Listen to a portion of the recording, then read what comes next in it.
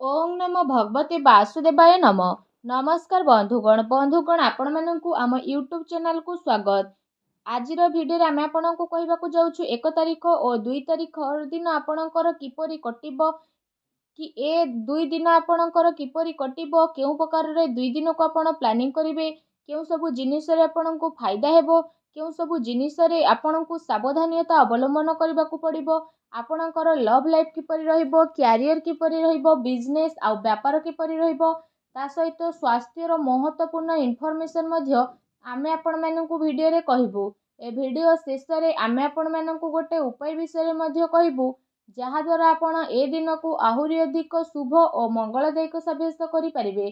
तेणु आग को वीडियो आरंभ करने पूर्व आमर आपण को रिक्वेस्ट कि जदि आपण आमर ए चैनल नुआ आछंती तो चैनल को सब्सक्राइब करंतु सांगरे नोटिफिकेशन बेल को मध्य ऑन करंतु जहाद्वारा समय समय सह नुआ नुआ वीडियो रे नोटिफिकेशन आपणक पाखरे सर्वप्रथम मिल जिवो। आसंतु जानिबा किपरि रहिबो आपणक पई 1 और 2 तारिखर दिन।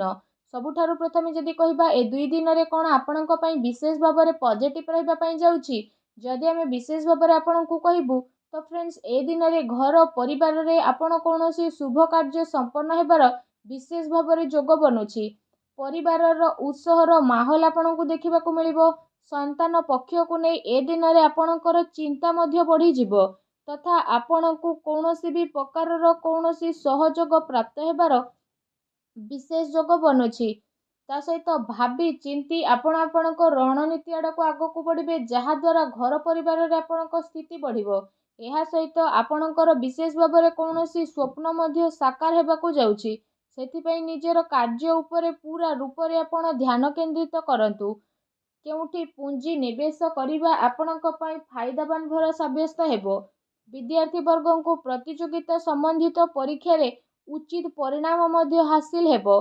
ता सहित आपणकर सबु कार्य विशेष भाव में आसानी रे संपन्न हेबा कारणरू मनरे प्रसन्नता और चिंता भाव मध्य रहिबो। अचानक कौनसी आर्थिक समस्या आसीबा द्वारा आपण निजे निजकू चिंतामुक्त मध्य ए दिन रे अनुभव करिवे। ए समय रे विशेष भाव में ग्रहर स्थिति आपणकर व्यक्तित्व को प्रभावशाली मध्य करिवो। ता सहित समाज रे विशेष भाव में आपणको आपणकर योग्यता द्वारा मान सम्मान मध्य प्राप्त हेबो। धार्मिक एवं आध्यात्मिक क्षेत्र रे विशेष भाव में आपणकर रुचि देखिबाकू मिलिबो। से सबु कारणरू आपणकर भावना बहुत अधिक सकारात्मक एवं संतुलित मध्य नजर आसिबो। एहा सहित जदि कहिबा अन्यर परामर्श अपेक्षा आपण निजर योग्यता और क्षमता उपरे अधिक विश्वास करंतु। ए दिन आपण समस्तंकर महत्वपूर्ण आकांक्षा को पूरा करिबार दिन अटे। पूरा मनोबल द्वारा आपण निजर कार्य प्रति विशेष भाव में सफल नजर आसिबे।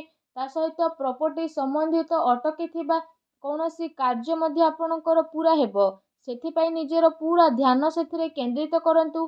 पैसा संबंधित निवेश पई मध्य ए दिन बहुत ही उत्तम भरे रहिबो। आसंतु जानिबा ए दिन रे आपणक पई कोन नेगेटिव रहिबो। अनावश्यक कौनसी प्रकार विवाद उत्पन्न हेबार विशेष भाव में संभावना बनुची। कौनसी व्यक्ति द्वारा विशेष भाव में घरे आपणकर चिंतार माहौल मध्य रहिबो। धन अचल संपत्ति को लेकिन विवाद उत्पन्न हेबार विशेष संभावना आपणक ऊपर बनुची। ता सहित उत्थान पतन मध्य आपणक जीवन रे आसिबार संभावना रहिची। तो से सबु रे विशेष भाव में आपणको दूरे रहिबा पई ट्राई करंतु। एहा आपणक पई बहुत ही भलो रहिबो। केबे केबे अलस्वामी कारणरू जदि कहिबा आपणक कार्य रे बाधा विघ्न आसी पारे तेणु ध्यान रखंतु कि टिके भूल बुझामणा आपणक आपणकर लक्ष्य ठारू भटकई मध्य पारिबो।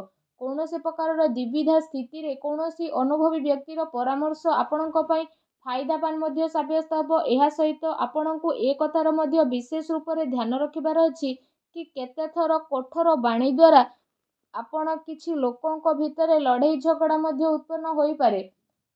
सेथिपई निजर कथबार्ता रे आपण सावधानता अवलंबन करंतु। कामर अधिकता जेहेतु रहिबो तो आपणक शरीर उपरे टिके प्रोब्लेम रहिबो सेथिपई लगातार आराम आपण करंतु। ता सहित प्रतिटी जिनिस को अति आत्मविश्वास भावना सह आपण विशेष भाव में आगक बढ़िबे। इंटरनाल स्थिति आपण आगक बढ़िबे। ए कारणरू जदि कहिबा किछि लोकंक सह संबंध आपणकर खराब मध्य होई पारे। ता सहित मित्रंक सहित आपण आपणकर टाइम को स्पेंड करंतु नाही।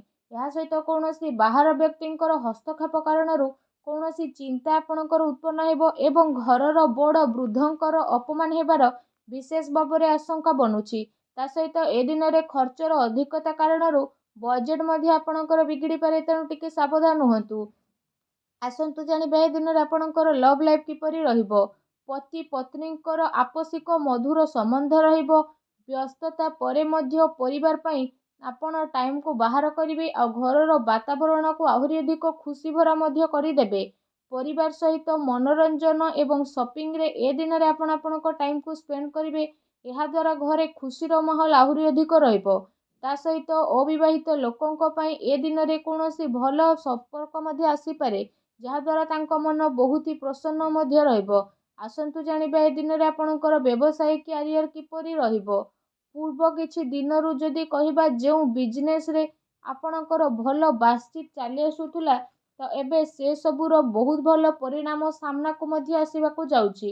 ମହତ୍ତ୍ୱପୂର୍ଣ୍ଣ ଉପଲବ୍ଧି ଏ ଦିନରେ ଆପଣଙ୍କୁ ବିଶେଷ ଭାବରେ ପ୍ରାପ୍ତ ହେବ। ଚାକିରି ପେଶା ବ୍ୟକ୍ତିଙ୍କର କୌଣସି ଟାର୍ଗେଟ ପୂରା ହେବା କାରଣରୁ ଖୁସି ଅନୁଭବ କରିବେ। ବ୍ୟବସାୟିକ ସ୍ଥଳରେ ଯଦି କହିବା, ବିଶେଷ ଭାବରେ ଆପଣଙ୍କର ସ୍ଥିତି ବଢ଼ିବ। କର୍ମଚାରୀଙ୍କର ନିଜର କାର୍ଯ୍ୟ ପ୍ରତି ସମ୍ପୂର୍ଣ୍ଣ ରୂପରେ ସହାନୁଭୂତି ଭାବ ରହିବ। ଯେଉଁ କାରଣ ପାଇଁ ଯଦି କହିବା, କାମ ସମୟର ସହ ଆପଣଙ୍କର ପୂରଣ ନଜର ମଧ୍ୟ ବିଶେଷ ଭାବରେ ଆସିବ। ତା ସହିତ ପ୍ରପର୍ଟି ବ୍ୟବସାୟ ସହ ଜଡ଼ିତ ଲୋକଙ୍କର ବିଶେଷ ଭାବରେ କୌଣସି ବଡ଼ ଡିଲ୍ ହେବାର ସମ୍ଭାବନା ରହିଛି। ତା ସହିତ ପବ୍ଲିକ୍ ଡିଲିଂରେ ଆପଣଙ୍କୁ ବିଶେଷ ଭାବରେ ଲାଭ ପ୍ରାପ୍ତି ହେବ। ଚାକିରି ପେଶା ବ୍ୟକ୍ତିବିଶେଷଙ୍କୁ କୌଣସି ଅଫିସିଆଲି ଯାତ୍ରା ମଧ୍ୟ କରିବା ପାଇଁ ପଡ଼ିପାରେ। ମିଡ଼ିଆ ତଥା ମାର୍କେଟିଂ ସମ୍ବନ୍ଧିତ ବ୍ୟବସାୟ ସହ ଜଡ଼ିତ ବ୍ୟକ୍ତିବିଶେଷମାନେ ଆପଣ ବହୁତ ଭଲ ଉପଲବ୍ଧି ମଧ୍ୟ ପ୍ରାପ୍ତ କରିବେ। ସେଥିପାଇଁ ଆପଣ ଆପଣଙ୍କ ସମ୍ପର୍କ ସୂତ୍ରଙ୍କ ସହିତ ଅଧିକରୁ ଅଧିକ ଟାଇମ୍କୁ ସ୍ପେଣ୍ଡ କରନ୍ତୁ। ତା ସହିତ ଏ ଦିନ ଆପଣଙ୍କୁ କାର୍ଯ୍ୟ କ୍ଷେତ୍ରରେ ପରିଶ୍ରମର ଅନୁରୂପ ଉଚିତ ପରିଣାମ ମଧ୍ୟ ହାସିଲ ହେବ, ଯେଉଁ କାରଣ ପାଇଁ ଆପଣଙ୍କ ମନ ବହୁତ ହି ପ୍ରସନ୍ନ ରହିବ। ଆସନ୍ତୁ ଜାଣିବା ଏ ଦିନରେ ଆପଣଙ୍କର ସ୍ୱାସ୍ଥ୍ୟ କିପରି ରହିବ। ଯଦି କହିବା ଏ ଦିନରେ ଆପଣଙ୍କୁ କୌଣସି ବି ସମୟରେ ଥକାପଣ ବା କମଜୋରି ମଧ୍ୟ ଅନୁଭବ ହୋଇପାରେ। ସେଥିପାଇଁ ଆପଣ ଆପଣଙ୍କର ଖାଦ୍ୟପାନ ଉପରେ ବିଶେଷ ରୂପରେ ଧ୍ୟାନ ଦିଅନ୍ତୁ। ଏହା ସହିତ ଆପଣ ବିଶେଷ ଭାବରେ ଆୟୁର୍ବେଦିକ ଜିନିଷର ଅଧିକରୁ ଅଧିକ ସେବନ କରନ୍ତୁ। ଏହା ଆପଣଙ୍କ ପାଇଁ ବହୁତ ଭଲ ରହିବ।